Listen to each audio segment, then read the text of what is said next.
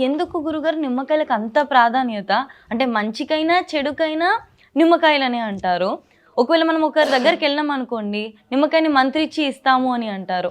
ఏదైనామా ఇక్కడ నిమ్మకాయ అనేది కాస్మోటిక్ ఎనర్జీని ఎంతో కొంత స్వీకరించగలిగే శక్తి ఉంటుంది. హుహు. హ్మ్. ప్రకృతిలో ఉండే కాస్మోటిక్ ఎనర్జీని తీసుకోగలిగే శక్తి ఉంటుంది. హ్మ్. అంటే మనం ఇచ్చినటువంటి శక్తిని కొంతసేపు నిలబెట్టగలుగుతుంది. హుహు.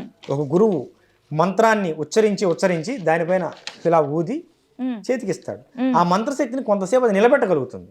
హుహు. అది మంచి అయినా హ్మ్.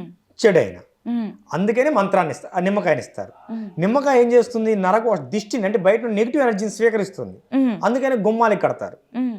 ఇప్పుడు బూడిద గుమ్మడికాయ అయినా హ్మ్. నిమ్మకాయ అయినా హ్మ్. ఇప్పుడు ప్రకృతిలో ఉన్నటువంటి దీన్ని కాస్మోటిక్ ఎనర్జీ అంటారు కదా మీరు ఇంగ్లీష్లో. ప్రకృతిలో ఉన్నటువంటి ఎనర్జీని, నెగిటివ్ ఎనర్జీని కానీ పాజిటివ్ ఎనర్జీని కానీ స్వీకరించగలిగే శక్తి ఉంటుంది. ఆ!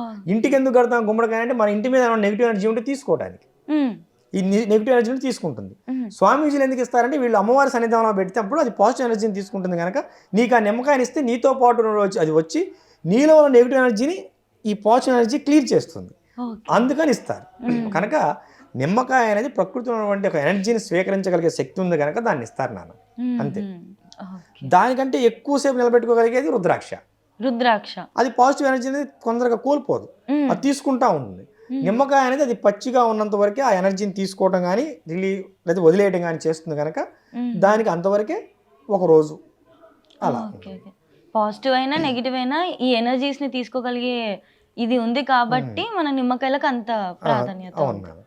గురుగారు అలాగే ఇందాక మనం గ్రామ దేవతల గురించి మాట్లాడుకున్నాం కదా! ముత్యాలమ్మ అలా అని చెప్పి. మనకి గ్రామ దేవతలు ఉన్నప్పుడు కొన్ని జాతరలు జరుగుతా ఉంటాయి. అలా జరిగినప్పుడు మనం కొంతమంది ఆడవాళ్ళని చూస్తే ఉన్నట్టుండి సడెన్‌గా వాళ్ళకి పూనకాలు వస్తున్నట్టు చేయడము, వేపాకులు ఇవ్వడము, వాళ్ళని ఇలా శాంతి చేయడము ఇవన్నీ చూస్తా ఉంటాం కదా! ఇది ఎక్కువగా సినిమాల్లో చూస్తాము. అంతేకాకుండా బయట ఎప్పుడైనా వెళ్ళినప్పుడు కూడా గమనించడం జరుగుతది. నిజంగా పూనకాలు ఉంటాయా గురుగారు? ఉంటాయి నాన్న. ఆ! ఇది ఏంటంటే కొంతమందికి ఈ ఎనర్జీని తొందరగా స్వీకరించే లక్షణం ఉంటుంది కొంతమంది మనసుకి. హ్మ్. అక్కడికి వెళ్ళేసరికి హ్మ్. ఆ మేళాలు, హ్మ్. ఆ సౌండ్లు, హ్మ్. ఆ వాతావరణం హ్మ్. ఇవన్నీ వెళ్ళినప్పుడు ఇవన్నీ చూసి ఏమవుతుందంటే హ్మ్. వాళ్ళ యొక్క ఆత్మ ఉప్పొంగుతుంది. హుహు. ఉప్పొంగి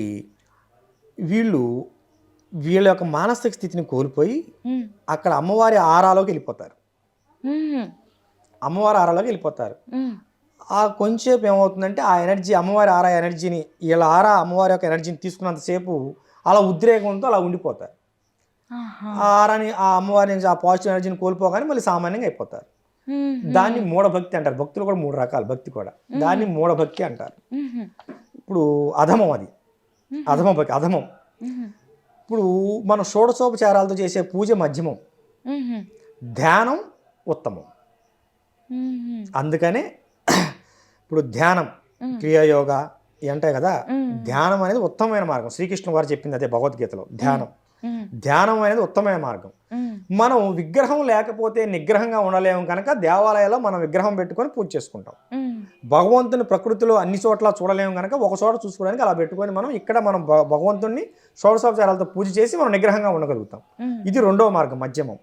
ఈ పూనకాలు ఇవన్నీ రావటం అధమం. భక్తి స్థాయిలో ఇది 3 రకాలు. అది 3వ స్థాయి భక్తి కనుక అది వస్తుంది, అది సహజం, అది రియల్ గా ఉంది ఉన్నది. అంటే దాని వాళ్ళ అలా భావన ప్రేరేపణ పొందుతారు నాన్న. ఆ అడావుడికి అలా ప్రేరేపణ పొందుతారు. ప్రేరేపణ పొంది వాళ్ళు ఆ కొంచెంసేపు ఆ లోకంలో ఉంటారు. చుట్టూ ఉన్న సమాజాన్ని మర్చిపోతారు. అది దిగిపోగానే మామూలైపోతారు. అంటే దాని అర్థం అమ్మవారు వీళ్ళ లోపలికి వచ్చి ఉండడం అట్లా ఏముండదు కాదు. కొంతమంది వీళ్ళ ఆవాహన అనుభూతి పొందటం, వీళ్ళు అనుభూతి చెందుతారు. ఇప్పుడు సినిమా చూస్తాం నాన్న, వాడు నవ్వుతుంటే మనం నవ్వుతాం. వాడు ఎమోషనల్గా ఫీల్ చేయి ఎవరైనా అక్కడ ఏడుస్తుంటే బాగా పాత్ర బాగా పండితే ఆటోమేటిక్గా మన కళ్ళ నుంచి కూడా నీళ్ళు వస్తాయి. ఒక్కో సందర్భంలో ఏదో ఘర్షణ వాతావరణం ఏర్పడినప్పుడు అక్కడ కొట్టేవాడి కంటే ముందు మనమే వాడిని కొట్టాలనే ఫీలింగ్ లోన్ అవుతాం. అది నిజం కాదనే విషయం నీకు తెలుసుగా. నువ్వేగా టికెట్ తీసుకొని వెళ్ళింది సినిమా హాల్లోకి, నిజం కాదనే విషయం తెలుసుగా. అక్కడ కాదు కళ్ళ మీద ఉన్న దృశ్యం నీ మనసును రంజింపచేసింది. అదేవిధంగా వీళ్ళకి అమ్మవారి సన్నిధిలో వెళ్ళినప్పుడు వీళ్ళు మనసు అలా ఉప్పొంగి అలా రంజింపబడి అలా ప్రవర్తిస్తారు. అది ఆ ఉప్పొంగి రంజింపిన తర్వాత ఆ ఆవేశం తగ్గిపోగానే మళ్ళీ కామన్ అయిపోతారు. Okay, okay. అది మనలోని భావాన్ని వికారం చెందటం అంటారు.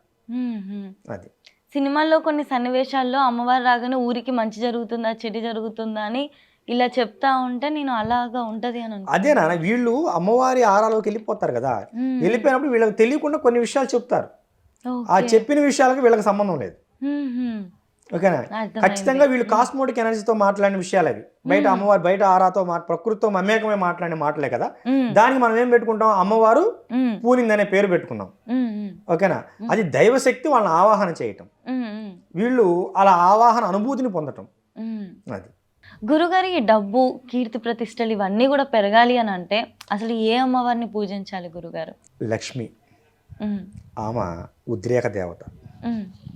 లక్ష్మి ఆమె స్వచ్ఛత కలిగినటువంటి దేవత. మనం లక్ష్మీదేవి నిలబడాలంటే ముందు ఆమెను గౌరవించడం నేర్చుకోవాలి. ధనం లేకుండా ఏమీ జరగదు. పూర్వకాలం నుంచి కూడా రాజులు కూడా ప్రజల దగ్గర పన్నులు వేసి వసూలు చేసి ధనాగారాన్ని ఏర్పాటు చేసేవాళ్ళు. ఎందుకు? కరువు కాలంలో ప్రజలను ఆదుకోవటానికి. ధనం మూలం ఇదం జగత్. ముందు నువ్వు డబ్బును గౌరవించడం నేర్చుకో. వచ్చిన డబ్బుని ఎలా పొదుపు చేయాలో నేర్చుకో. ఎలా ఖర్చు పెట్టాలో కాదు, ఖర్చు పెట్టడం అందరూ నేర్పుతారు, అసలు నేర్పాల్సిన అవసరం కూడా లేదు. డబ్బుని ఎలా పొదుపు చేయాలో నేర్చుకో. నీకు 10 రూపాయల ఆదాయం వస్తే ఖచ్చితంగా అందులో 25% ఒక మూలధనం కింద పక్కనేయాలి. అంటే ఇంకొక 25% నీకు ఎమర్జెన్సీ ఫండ్ కింద పక్కన పెట్టుకోవాలి. అంటే నీకు ఈ పని రేపు దొరకపోతే ఏమ్మా, రేపు బ్రతకడానికి ఉండాలి కదా. పెద్దలు అంటారు 6 నెలలు బతికం పెట్టుకొని మగాడు ఇంట్లో సంసారాన్ని చూసుకోవాలి. అంటే 6 నెలల పాటు ఏ పని లేకపోయినా నీ కుటుంబాన్ని నువ్వు పోషించుకునే విధంగా నీకు ఒక మూలధనం ఉండాలి. అదేవిధంగా ఎటువంటి కష్టం వచ్చినా కూడా ఖర్చు చేయకుండా డబ్బును కొంత తీసి దాచిపెట్టుకోవాలి. ఇంగ్లీష్లో చెప్పాలంటే సేవింగ్స్లో పెట్టాలి. ఎమర్జెన్సీ ఫండ్ వేరు, సేవింగ్స్ వేరు.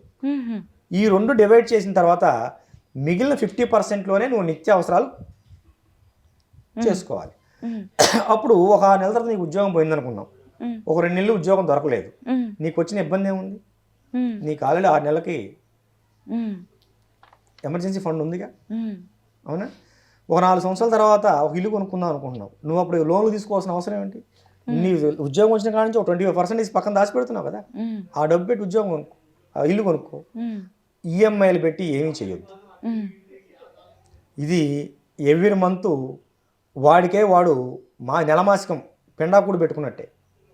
వీడు తిన్నా తినకపోయినా ఈఎంఐ కట్టాలి. కనుక అప్పు చేసి కొన్న వస్తువు, అవసరం కోసం మన దగ్గరికి చేరిన మనిషి, ఈ 2 మనవి కావు. ఈ విషయం గుర్తుపెట్టుకోండి. అప్పు చేసుకున్న వస్తువు మనకి ఎప్పుడు మంద కాదు. నువ్వు అప్పు చేసి కొంటావు, ఒక ఏసీ కొంటావు, దాన్ని తీర్చేసరికి 3 సంవత్సరాలు అవుతుంది. ఈ 3 సంవత్సరాల లోపల ఇది పాత అయిపోతుంది. అప్పుడు మళ్ళీ కొత్త మోడల్ ఇంకోటి వస్తుంది. ఏం చేస్తావు? మళ్ళీ దీన్ని మారిస్తే మళ్ళీ ఈఎంఐ ఎవ్రీ మంత్ మాసికం, జీవితకాలం. ఓకేనా? కనుక కొంచెం ఆలస్యమైన అమ్మ, ఈఎంఐల బారిన పడకండి. మీకు ఉన్న రూపాయిని దాచుకోవడం నేర్చుకోండి. ఖర్చు పెట్టడం కాదు, ముందు దాచుకోవడం నేర్చుకోండి. దాచుకోవడం నేర్చుకున్న వాడు ఎప్పుడూ కూడా జీవితంలో ఓడిపోయినట్టు, ఒకని దేహాన్ని అడిగినట్టు ఎక్కడా కూడా లేదు. నీ దగ్గర 1,00,000 రూపాయలు ఉన్నాయి, నీ ఇంటి చుట్టుపక్కల ఏమైనా స్థలం వస్తే కొనుక్కో, లేకపోతే బంగారం కొనుక్కో. నీకు సంవత్సరం తర్వాత నీకు 50,000 అవసరమైనాయి, నీ బంగారాన్ని బ్యాంకులో పెట్టుకో, తీసుకొచ్చి నువ్వు వాడుకో. ఇది అసలు చాణక్యుడు చెప్పినటువంటి ఆర్థిక సూత్రం. నేను చెప్పింది మీకు, ఇది నాది కాదు, చాణక్యుడు చెప్పినటువంటి ఆర్థిక సూత్రం. మనకు అప్పు మనమే ఇచ్చుకోవాలంటాడు. మనం దాచుకున్న డబ్బులో నుంచి మనం అప్పు కింద తీసుకొని మళ్ళీ అప్పు తిరిగి కట్టుకోవాలి. మళ్ళీ మన డబ్బు మనకు అక్కడ ఉంటుంది. అంతేగాని ఎదుటి వాళ్ళ దగ్గర చేయి చాపటం కాదు. కనుక ఎప్పుడు కూడా ఎమర్జెన్సీ ఫండ్ ఏర్పాటు చేసుకోవాలి. అత్యవసర కాలంలో ఏదైనా అప్పు చేసినా, అత్యవసర కాలం ఏదైనా అప్పు చేసినా అది నీ ప్రాణం మీదకు ఉండే విధంగా చేయొద్దు. నువ్వు 3 నెలలకు కడతాననుకుంటే, అప్పు తీర్చగలను అనుకుంటే, వాడికి సంవత్సరం గడువు చెప్పు, ఈ సంవత్సరం లోపల కట్టు, నీకు 3 నెలల డబ్బులు వస్తాయిగా, రాగానే కట్టు. ప్రతి ఒక్కళ్ళు కూడా అందరూ శుక్రవారం అంటారు లక్ష్మీ పూజకి, గురువారం లక్ష్మీ పూజ చేయాలి. ఇంట్లో అప్పులు ఏమైనా ఎక్కువగా ఉన్న వాళ్ళు పసుపచ్చని తీపి పదార్థాలు, లడ్డూలు కానీ, బెల్లంతో చేసినటువంటి పొంగలి కానీ అమ్మవారికి నివేదన చేసి చిన్నపిల్లలకు పంచాలి. ఏమ్మా, చిన్నపిల్లలకు పంచాలి. అదేవిధంగా ప్రతిరోజు అమ్మవారి పూజ చేసుకునేటప్పుడు తులసి మాల తెచ్చుకొని ఇప్పుడు మంత్రం చెప్తాను. ఆ మంత్రాన్ని రోజుకు 108 జపం చేసుకోవాలి. ఉదయం కానీ సాయంత్రం కానీ. మాంసాహారం తీసుకున్న రోజు ఉదయం మాంసాహారం తీసుకుంటే ఆ రోజు సాయంత్రం జపం చేయకూడదు. నువ్వు ఉదయం అయితే చేసుకోవచ్చు. శ్రీం హ్రీం క్లీం మహాలక్ష్మే నమః. ఇది త్రిశక్తి మంత్రం. శ్రీం హ్రీం క్లీం మహాలక్ష్మై నమః. శ్రీం హ్రీం క్లీం మహాలక్ష్మే నమః. ఈ మంత్రానికి ఎటువంటి కరన్యాస అంగన్యాసాలు ఏమి ఉండవు, ఎటువంటి ధ్యానం అలాంటిది ఏమి ఉండదు. మంత్రం అలాగే చేసుకోవచ్చు. స్త్రీ పురుష భేదాలు లేకుండా ఎవరైనా చేసుకోవచ్చు. ఆడకూతురు మాత్రం సృష్టి ధర్మం 5 రోజులు ఇబ్బంది ఉంటుంది కనుకమ్మ ఆ 5 రోజులు చేయకూడదు, 6 రోజుల నుంచి చేసుకోవచ్చు. అది తల్లి శుభం. ఖచ్చితంగా గురుగారు, నేను మిమ్మల్ని ప్రశ్న అడుగుతున్నప్పుడు మీ దగ్గర నుంచి ఎక్స్పెక్ట్ చేసిన ఆన్సర్ ఇలా ఓన్లీ పూజలు చెప్తారు అనుకున్నా. కాకపోతే మీరు సేవింగ్స్ అని చెప్పేసి, ఎమర్జెన్సీ ఫండ్ అని చెప్పి ప్రాక్టికల్గా చెప్పి, అదే విధంగా ఇలా మనం పూజ చేసుకుంటే కూడా ఏ విధంగా ఉంటుంది అని చెప్పి చాలా బాగా చెప్పారు. ఈరోజు నేను అడిగిన ప్రశ్నలన్నీ మీ దగ్గరకు వచ్చేటప్పుడు ఏంటి క్వశ్చన్స్ భయంకరంగా ఉన్నాయి.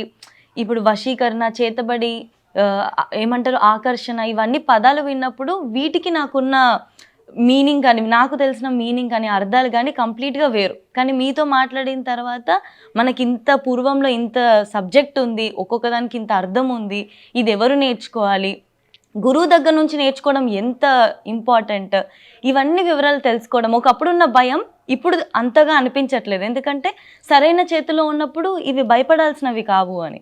ఎప్పుడైతే ఏదైనా కూడా ప్రపంచంలో చెడు చేతులకు వెళ్తే అది ఎంత చిన్నదైనా పెద్దదైనా భయపడాల్సిందే. అలాగే ఇవి కూడా భయపడాల్సినవి కావు. సరైన చేతిలో ఉన్నప్పుడు వాటి యొక్క ప్రాముఖ్యత, మంచి చేయడానికి ఏ విధంగా వాడచ్చో కూడా మీరు చాలా వివరంగా చెప్పారు. మీతో మాట్లాడడం ఎంతో సంతోషంగా ఉంది గురుగారు. మీ అమూల్యమైన సమయాన్ని కేటాయించి మాకున్న సందేహాలన్నింటినీ కూడా నివృత్తి చేసినందుకు మనస్ఫూర్తి ధన్యవాదాలు. శుభం తల్లి.